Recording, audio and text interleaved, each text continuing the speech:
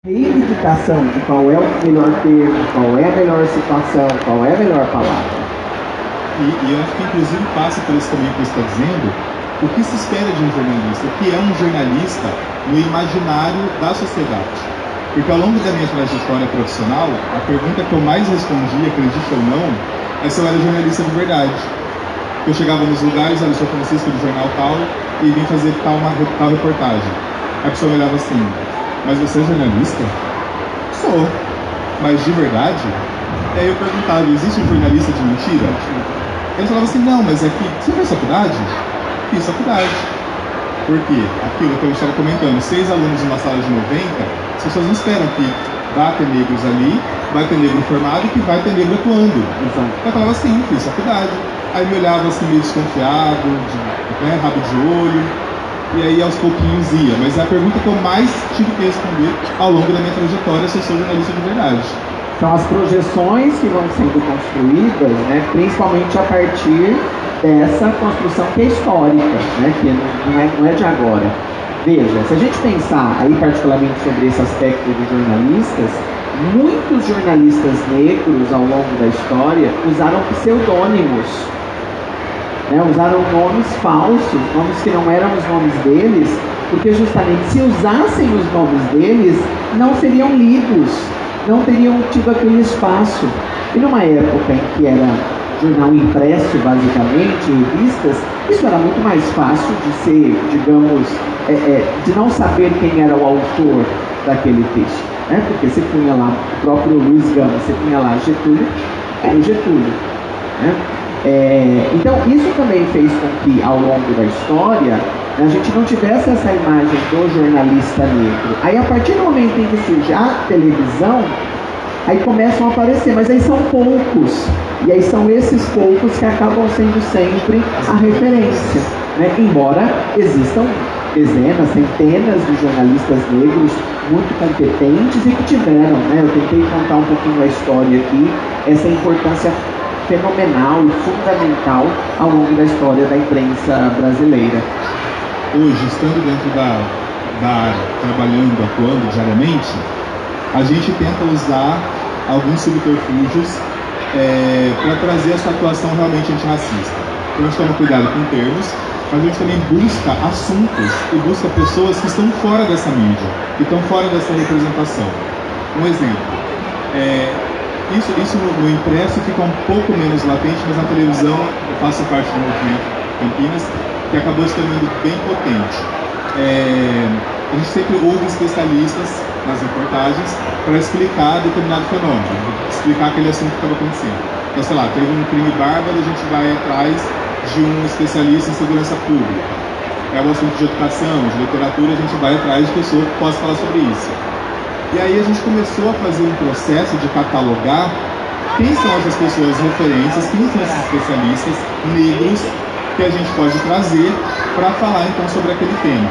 Porque a gente imprensa, né, no geral, busca muito o negro na Semana da Consciência Negra, para falar sobre caricatura, para falar sobre o que é excêntrico, para falar sobre o que é cultura. Mas tem negro que fala sobre medicina, que fala sobre matemática, que fala sobre química, que fala sobre ciência, sobre os mais diversos aspectos. Então a gente tem tentado catalogar, e toda vez que a gente vai fazer uma reportagem, a gente, vamos falar com fulano de tal, para sair daquela bolha de sempre chamar as mesmas pessoas. A gente começa a chamar pessoas negras. No jornal impresso isso fica um pouco menos visível para o público em geral, mas na televisão a gente já tem feito um certo alarde, uma certa diferença. Porque a pessoa está falando sobre economia, daqui a pouco aparece uma mulher preta com black power desse tamanho e que vai explicar aquele fenômeno da economia. Eu vejo gente parando e falo assim, nossa, olha a economista que está falando lá. Isso já traz um reflexo diferente. Veja o poder simbólico dessa imagem, né? Vamos pensar economista. O economista sempre foi o cara branco, de gravata, de meia idade, etc. Aí de repente ouve-se alguém que é um negro, talvez possa ser até mais jovem, né? Mas que tem a mesma competência, a mesma formação, os mesmos atributos necessários para isso. Então, isso vai construindo uma nova imagem, isso vai construindo um novo olhar, né? E vai construindo um novo olhar, um novo imaginário, diferente daquele que eu mencionei, que não pode ser, que é o olhar da cota, né? Aí precisa colocar lá vamos fazer uma reportagem, 3 personagens, coloca um personagem negro. Não, se for o caso, coloque 4, 5, todos negros, né? Mas justamente para que eles possam aparecer e que possam construir essa outra imagem, essa outra projeção. Há negros muito competentes na medicina, no jornalismo, na literatura, na economia, na ciência, enfim, em todas as áreas, assim como há também brancos em todas as áreas com a mesma competência. O problema que eu vejo é que ainda parte muito da gente, enquanto negro, ter que fazer esse papel de formiguinha para estar sempre mudando aquilo que está pré-posto. No Correio Popular é um exemplo. Quando eu entrei lá, eu era o único jornalista negro de toda aquela equipe grande. E aí, de repente, eu virei colunista do Baú de Histórias. O Baú de Histórias é uma coluna que existia lá há mais de 20 anos e que a gente trazia fatos históricos, pessoas importantes ao longo da história que merecia ter um certo destaque ali. Essa coluna existia há 20 anos e nunca nenhuma pessoa preta estava ali escrevendo como titular daquela coluna. E aí eu pensei, poxa, eu estou aqui agora, eu não posso fazer aquilo que já está sendo feito durante 20 anos. Não que não fosse bom, era bom, mas tinha mais outras coisas que também poderiam e deveriam estar ali representadas. E aí comecei a pesquisar sobre histórias de pessoas negras, que eu poderia trazer ali também para que o grande público pudesse ter acesso a essas pessoas. E aí nesse meio do caminho surgiu a Laudelina. A Laudelina fez história em Campinas, passou os últimos 40 anos da vida dela lá. E se a gente fosse para o centro fazer uma pesquisa, sei lá, a cada 10 pessoas, 9 não saberiam quem era a Laudelina. Eu falei, vou trazer essa mulher para cá, para também trazer os meus juntos. Já que pela primeira vez um negro está ocupando esse espaço, eu vou trazer os negros juntos. E aí escrevi a história de Laudelina. E foi uma sensação, porque a Laudelina, graças à luta dela de mais de 40 anos, que as mulheres empregadas domésticas tiveram direito aos benefícios previdenciários e a carteira assinada. A luta foi dela. Criou o primeiro sindicato, a primeira associação em São Paulo, em Santos, em Campinas, fez uma revolução. Aí, todo mundo disse, como que essa mulher existia? Como que essa mulher ficou aqui 40 anos e ninguém sabe quem é ela? Aí eu falei, caramba, eu preciso de uma pessoa negra, estar aqui agora, em 2019, para trazer a história dessa mulher que morreu em 91. E aí a gente vê como ainda o jornalismo ele tem esse poder de mudar a imagética, mudar quem está ali sendo representado e a forma como está sendo representado. Aí, Laudelina hoje tem nome de rua, nome de prêmio na Câmara, a Prefeitura criou um centro de atenção social, colocou o nome dela, e agora, no mês passado, ela entrou para o livro dos Heróis da Pátria, finalmente, graças a Deus. Aí, a partir dessa história que eu trouxe lá, surgiu o livro da Laudelina, e depois o livro da Laudelina me deu a oportunidade de escrever mais o Luiz Gama, escreveu o Hamilton Nack e o Ailton Krenak que está ali atrás. Então a gente vê que só precisa do espaço, a gente precisa do acesso. E acho que esse é um papel fundamental que a editora Mostarda tem feito, né? Essa questão da representatividade desses personagens. Certamente vocês que estão aqui, que passearam aí por entre os livros, alguns desses personagens talvez vocês não conheciam e alguns desses personagens talvez vocês não soubessem que eram negros. Então aí tem um papel bastante importante, de colocar o negro como protagonista, né, ou o indígena, no caso da outra coleção. Justamente, e aí eu como defensor da biografia, sempre vou pensar que a biografia tem esse poder, né, esse poder de levar a história de alguém à frente e a partir dessa história criar representatividade. A melhor forma de você... Eu até acho que a melhor forma de autoajuda que pode existir é por meio da história de vida de uma outra pessoa, porque isso cria identidade, isso cria representatividade, né? Isso faz com que eu me coloque naquele espaço. E a gente se sente possível, né? Quando a gente olha e vê que tem alguém lá que fez, quando a gente vê uma Glória Maria, a gente fala, peraí, todo mundo diz que o jornalismo não é para mim, mas ela está lá, então eu também posso alcançar esse espaço. né? E assim, acho que é mais interessante ainda quando a gente pensa que eles conseguiram numa época que não era essa. Essa discussão que nós estamos tendo aqui é uma discussão que não existiria, gente, há 15 anos. Não era possível há pouco tempo pensar atrás. um século atrás. É É uma discussão de 15 anos. Né? Queria aproveitar agora, então, Fabiano, e se a gente puder abrir para perguntas, Claro. considerações, que eu acho que também acrescenta bastante. Com certeza. Alguém quer falar alguma coisa, perguntar, fazer alguma consideração? Não fiquem acanhados. O Fabiano não é bravo. Não, isso. Só falo bastante, mas não sou bravo. Alguém, gente, não sejam tímidos. Eu queria aproveitar a presença de vocês aqui, então, para a gente trazer uma outra questão. Vocês dois têm experiência do jornalismo.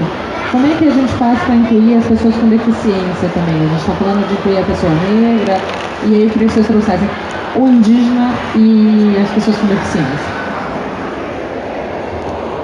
Vou deixar a bucha com você. Primeiro, que eu acho que a gente também tem que ter, novamente, essa questão da representatividade. Então, precisamos ter repórteres, jornalistas, também que tenham alguma deficiência, que também sejam indígenas. Só que a gente só vai conseguir isso se nós tivermos uma estrutura para tal. Ou seja, voltamos na discussão sobre o acesso, né? E aí nos últimos 15 anos, talvez até menos, 10 anos, é que a gente tem visto essa valorização, essa criação desses espaços também para as pessoas com deficiência. E hoje, eu acho que a gente, e que não seja um para cumprir cota, né?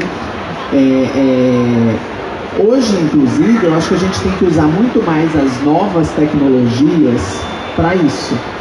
Porque um livro em braille, por exemplo, é um projeto fantástico, mas ainda é um projeto caro, né? Não é um projeto tão acessível às pessoas. Então, passa também por usar as novas tecnologias, usar as redes sociais, usar os outros formatos para colocar esses novos jornalistas, novos repórteres.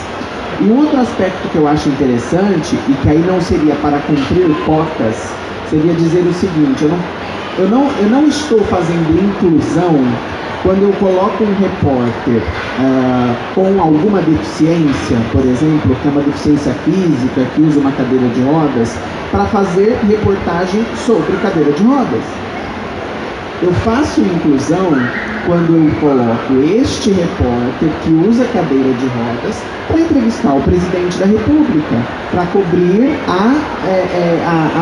as eleições, e não para fazer reportagens que só vão falar sobre aquela realidade dele. Assim como eu também não faço inclusão quando eu coloco um negro apenas, veja, estou grifando, né? Apenas para fazer reportagens sobre racismo. Eu incluo quando eu coloco um negro para fazer reportagens com o presidente da República, né? Estou usando aqui hipoteticamente um exemplo. Mas, sem dúvida, precisamos fazer esse trabalho de inclusão, mas primeiro de acesso. Possibilitar que essas pessoas cheguem à universidade, sejam tratadas, né, com igualdade, com as mesmas condições que o outro. Acho que passa um pouco por aí, essa pergunta. E eu acho que essa discussão ainda está muito no caminho, está no início, muito no início. A gente ainda está discutindo a inclusão do negro. Vocês imaginam como a gente está atrasado em incluir todas as outras pessoas. A mulher, a gente ainda está discutindo isso, a mulher. Aquilo que eu falei de incluir negro, a gente inclui negro e ele não ter voz, ele não poder fazer o que ele quer, não ter liberdade. Adianta você colocar numa empresa 80% de mulheres trabalhando, e aí você chega nos cargos de chefia, os salários mais altos só tem homem. Não resolve, isso não é inclusão. Você está cumprindo cotas, mas você não está incluindo. Isso não resolve. Então a gente ainda está, acho que é uma discussão muito incipiente ainda. Eu trabalhei no jornal, não vou citar nome porque não é necessário, e que tinha uma jornalista cadeirante. E aí toda vez que ela chegava para trabalhar, a gente tinha que buscá-la no estacionamento, levantar a cadeira de roda dela, eu e mais dois, para subir as escadas. O jornal não tinha elevador, o jornal não tinha rampa. Eu estou incluindo essa mulher cadeirante? Eu estou incluindo essa jornalista cadeirante? Eu não estou incluindo. Eu estou colocando aquele corpo ali. Mas de que forma esse corpo está sendo representado? Qual é a autonomia desse corpo dentro daquele espaço? Então, essa discussão de inclusão de indígenas, de inclusão das próprias mulheres e dos deficientes, ainda infelizmente está muito no começo. A gente está esse ano agora formando os primeiros indígenas que entraram no vestibular indígena da Unicamp. Então você vê São Gabriel da Cachoeira, lá no Amazonas, que é a cidade que mais enviou indígenas para a universidade lá na Unicamp, em Campinas. Essa galera está se formando agora. Então agora que a gente vai ver como vai se comportar o mercado de trabalho com a chegada dessas pessoas. E ainda assim, foram pouquíssimas vagas de cada um dos cursos que foram disponibilizadas para esse público. A gente ainda está muito no começo dessa discussão. E eu não sei se a gente vai chegar a ver isso consolidado. Talvez nós estejamos aí... Nós observamos o processo começar. Esse é um processo muito lento. Veja que quando eu comecei a falar com vocês, eu falei de algo que aconteceu há 190 anos atrás e que a gente ainda não está consolidado, né? Então, talvez nós estejamos sendo testemunhas apenas do início desse processo, o que já é importante e que já nos coloca numa posição aí privilegiada, né? Porque, como eu disse, algumas das discussões que nós tivemos aqui hoje não teriam acontecido há 15 anos, gente. Não teriam acontecido quando eu estava na faculdade, e isso não faz tanto tempo assim. Faz 20 anos, mais ou menos, só. Mas enfim, se vocês tiverem mais alguma pergunta, mais algum comentário que quiserem fazer, ou sobre isso que a gente está conversando, ou sobre os livros.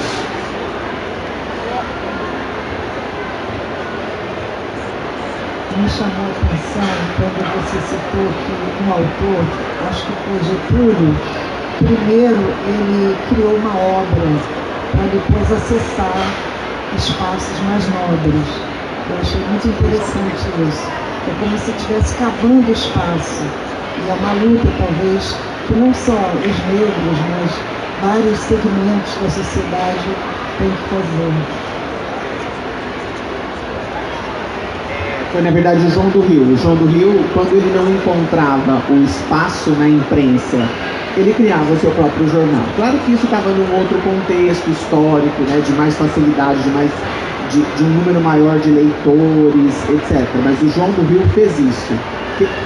Fazia o seu caminho, criava os seus espaços, punha a cara para bater, como se diz, né? Sem medo, assim, para falar de temas que até hoje, gente, tem alguns temas na obra dele que até hoje a gente consideraria ainda são considerados tabus. Só para vocês terem uma ideia, o João do Rio foi o primeiro escritor brasileiro a ter um personagem transexual em uma obra, num conto dele lá de 1912. Então, veja, isso é um tabu de discussão hoje. Imagina há 110 anos, entendeu? E, enfim, alguém teve que fazer isso, alguém teve que começar, e é isso que a gente tem que fazer, a gente tem que começar esse caminho, né? Bom, eu queria saber como que vocês fazem esse trabalho das pesquisas das biografias, que tipo de material, além dos livros, não sei, que vocês usam, e quanto tempo leva, mais ou menos, levou para escrever cada livro, em média? Eu acho que depende um pouco. A Laudelina, por exemplo, tem bastante material dela na região de Campinas. Eu consegui falar com pessoas que conviveram com ela. Então, o pessoal do sindicato, ela deixou a casa dela para o sindicato em Campinas, Sindicato das Domésticas. Então, lá tem um acervo da Laudelina. Ela se alistou na Segunda Guerra Mundial para combater os ideais do Hitler. Então, tem o uniforme que ela usou na guerra, tem as medalhas que ela recebeu das condecorações. Vocês têm noção, uma mulher, gente, eu estou falando do século passado, e ela se alistou na guerra, uma mulher preta, se alistou na guerra para combater os ideais do Hitler. Ela era muito à frente do tempo dela. Então tem esse acervo, é mais próximo de falar com pessoas que conviveram com ela, porque ela morreu em 91. Então ainda tem essa imagem dela, a vivência dela ainda está muito presente lá. Tem fotografia e tudo mais, a gente consegue acessar mais fácil. Aí acho que até foi bem interessante a sua pergunta, porque claro que cada um tem um estilo, cada um tem uma forma de escrever, e eu tenho aqui 4 livros, né? Então tem o João do Rio, Milton Santos e 2 ali indígenas, que é o Juruna e a Paraguaçu. De todos esses, o mais difícil foi a Paraguaçu, e justamente por isso a gente quase não tem documentos para consultar sobre a vida dela. Paraguaçu foi a primeira brasileira a ser alfabetizada, a primeira mulher brasileira que nascida no Brasil que foi alfabetizada, isso no século XVI. Então, quase não tem documentos disso, né? O que a gente tem para consultar que falam da existência da Paraguaçu? Historiadores do século XVIII, em obras que nem sempre estão tão acessíveis ou tão bem conservadas e que mencionam a existência dela. E aí uma ou outra referência um pouco esparsa, muitas vezes até em livros ficcionais, em obras ficcionais, que a mencionam. Então, aí já é um trabalho muito mais difícil, um trabalho de reconstrução, e que evidentemente a gente faz de tudo para garantir o máximo de fidelidade, mas que, né, considerando 5 séculos de distanciamento, é natural que possa existir algum dado que não corresponda exatamente àquilo que aconteceu. No caso do Milton Santos e do João do Rio, foram 2 personagens com os quais eu convivi bastante ao longo da minha formação.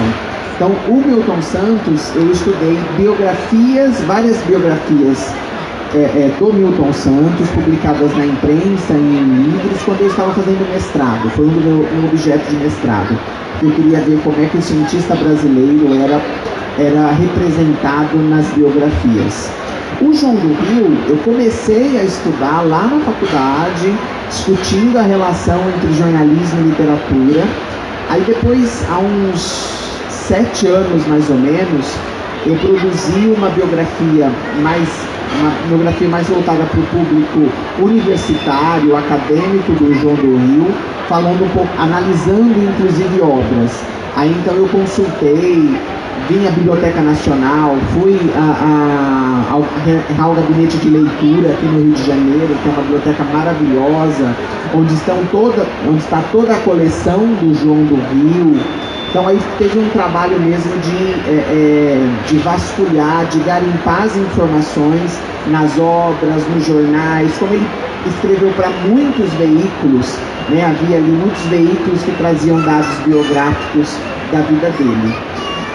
O Juruna foi o mais fácil, na verdade, porque o Juruna, por ter sido um político, ele foi o primeiro indígena a ser eleito deputado, ainda nos anos 80, tem muita coisa sobre o Juruna publicado, né, além de um livro que ele mesmo publicou, que se chama O Gravador do Juruna. O Juruna sempre gravava tudo, porque ele dizia que ele não confiava nos homens brancos.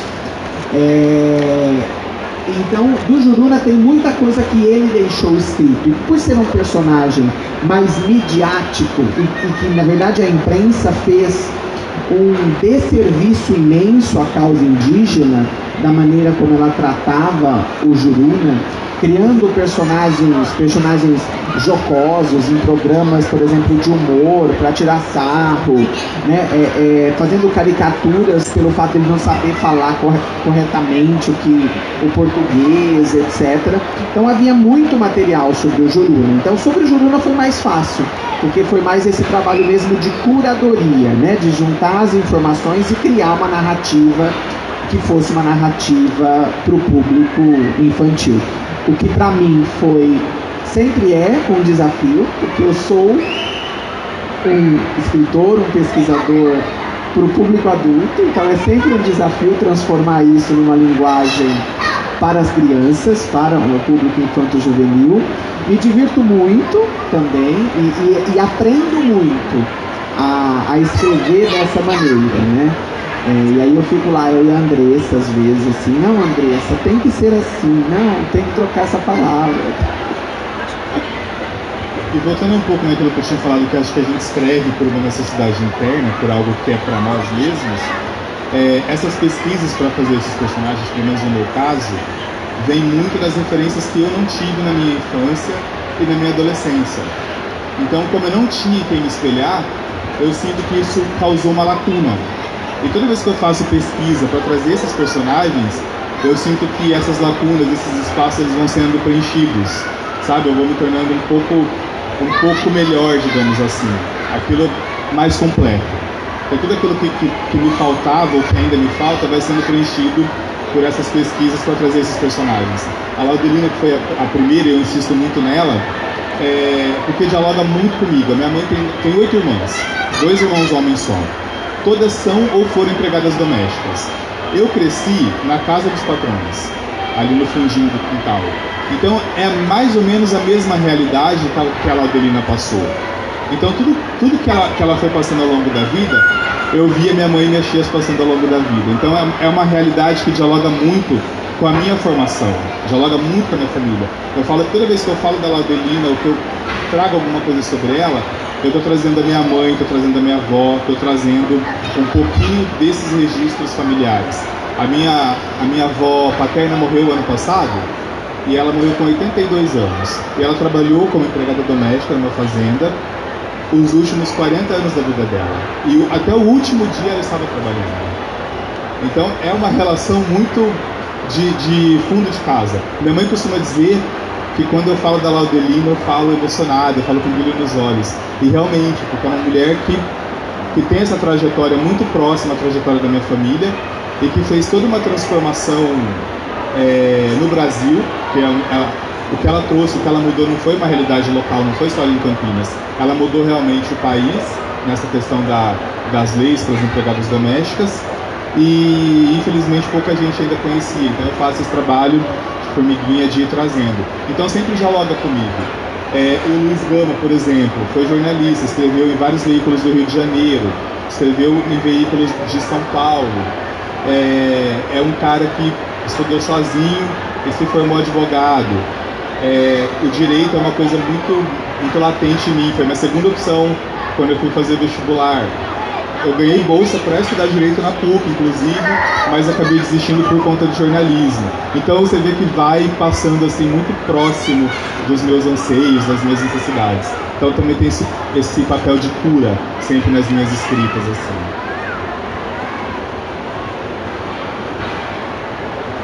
Boa noite, eu sou Fernanda Raquel. Quando eu entrei aqui, eu fiquei encantada, né, com os personagens apresentados. Quando a gente chega acho que desde pequenininho, estou na escola pública, eu sou professora da escola pública, me formei em faculdade, estrago tudo em questão pública. Mas, just como a gente abre um livro de história, o único personagem que a gente tem é o Tiradentes, é o Duque de Caxias. A gente não tem outros personagens. E vocês enriquecem a história, trazem os personagens que fizeram a história, né, sem ser esses que tolhiram e acabaram com a essência. O Duque de Caxias acabou com a nossa africanidade, né? Então, enfim, a gente trazer isso é uma riqueza. E parabenizar vocês, porque é rico, muito rico. Parabéns. Quando eu falo do processo de cura, passa por esse caminho também. E como eu não tive essas referências ao longo de toda a minha formação, eu faço questão agora de trazer essas pessoas, trazer essas personalidades, para que as crianças, esse público já mais adolescente também, já cresça e tenha uma outra construção, tenha uma outra visão da sociedade e uma outra visão de si mesmo. Eu acredito muito na transformação da autoestima dessas pessoas, dessas crianças e desses adolescentes, a partir de histórias como essas que eles possam ter contato e que isso vai sendo enriquecedor. Olha, os negros não foram só escravizados, a gente tem outras histórias. A gente tem a construção desse país que passa pelas mãos dos indígenas e que passa pelas mãos dos negros. E é uma história que não estava sendo contada. E ainda bem que agora a gente está conseguindo trazer isso, a gente está conseguindo chegar nas escolas e está conseguindo acessar essas pessoas. Eu sempre digo, existe uma história da África sem o Brasil, mas não existe o Brasil sem a história da África. E acho que aí tem muito da questão assim, de personagens que não deveriam ter passado despercebidos, não deveriam ter sido anônimos, mas que foram anônimos durante muito tempo, né? A Laudelina é um exemplo, mas a Maria Firmina, por exemplo, que é a escritora, que é uma escritora do romantismo brasileiro, gente, escreveu lá Úrsula, que trazia personagens negros, enfim, que praticamente passou anônima. Aqui provavelmente todo mundo estudou literatura, mas ninguém viu no livro de literatura que existiu uma escritora brasileira negra, maranhense, se não me engano, no século XIX, que lançou um livro super importante do ponto de vista estilístico, histórico. Não eram personagens que deveriam ter passado despercebidos ou anônimos, mas passaram. Então é esse trabalho também que a biografia tem de resgatar essas histórias, né? De dar uma nova representatividade a elas. E acho que também mudar um pouco as consequências, né? Quando a gente fala de Carolina, por exemplo, olha o trabalho que fez Carolina, olha o legado que ela deixou, e é uma mulher que não enriqueceu, é uma mulher que seus descendentes continuam pobres, continuam tendo que lutar ali pelo pão de cada dia. Quando a gente vê que do outro lado tem várias outras personalidades, vários outros escritores ou atores em outras áreas, e que faz algo próximo do que ela fez algo de uma magnitude muito grande, e que enriquecem facilmente, assim, muda, ascende socialmente. A gente vê que alguns negros continuam, fazem um trabalho primoroso, né, fazem uma construção social diferente, mas a sua ascensão social, isso não existe, isso não fica um legado para os seus descendentes. A gente precisa estudar também e se perguntar, se questionar o porquê disso. Isso é muito injusto, né? Sim, vamos. Mais alguém tem alguma pergunta? Bom, queria agradecer muito a presença de vocês, a paciência. Eu e o Francisco estávamos ali conversando um pouco sobre como nós conduziríamos essa conversa. É óbvio que a gente fez um planejamento, mas ele foi muito melhor com a participação de vocês, com o olhar de vocês, porque o olhar também fala, o carinho, né? E que levem isso com vocês, assim, que a história de vida pode mudar alguém. Uma história bem contada pode mudar uma outra pessoa, pode mudar o jeito dela pensar, o jeito dela olhar, pode servir como um exemplo, às vezes até como um exemplo do que não deve ser feito, né? A gente também tem que conhecer histórias de vida para a gente, de repente, excluir, extirpar do nosso repertório, para servir como aquilo que não deve ser repetido. A gente também estuda história, também lê história para isso, para saber o que repetir, para saber o que hipervalorizar e para saber o que deixar de lado para sempre. Tá bom? Muito obrigado. É isso, agradeço o interesse de vocês. Você conhecer, porque não tinha como pagar. E aí esse professor escreveu na lousa assim para mim: quem tem vontade já tem a metade. E isso mudou minha vida, porque ele falou: olha, você já está à frente de muita gente, e tem gente que nem sequer tem a vontade, então essas pessoas não vão conseguir alcançar nada, mas você tem a vontade de fazer a diferença, você tem vontade de estudar. Não sei o que vai acontecer, se é orixá, se é Deus, o que vai acontecer, mas alguma coisa vai te ajudar e vai te impulsionar a alcançar esse objetivo. E eu digo que essa é a frase da minha vida porque mudou a minha vida naquele momento que ele escreveu essa frase na lousa. Então, os professores têm assim minha eterna gratidão, minha admiração, meu respeito, ainda que infelizmente a gente sabe que é uma profissão muito massacrada, que não recebe os devidos méritos que deveriam receber. Se você está aqui, professor, sei muito bem disso, mas a gente tem uma gratidão, uma dívida de gratidão com vocês. Então, muito obrigado. Fabiano vai ficar aqui para autografar, quem tiver interesse, eu também. E a gente está aqui para trocar com vocês. Muito obrigado.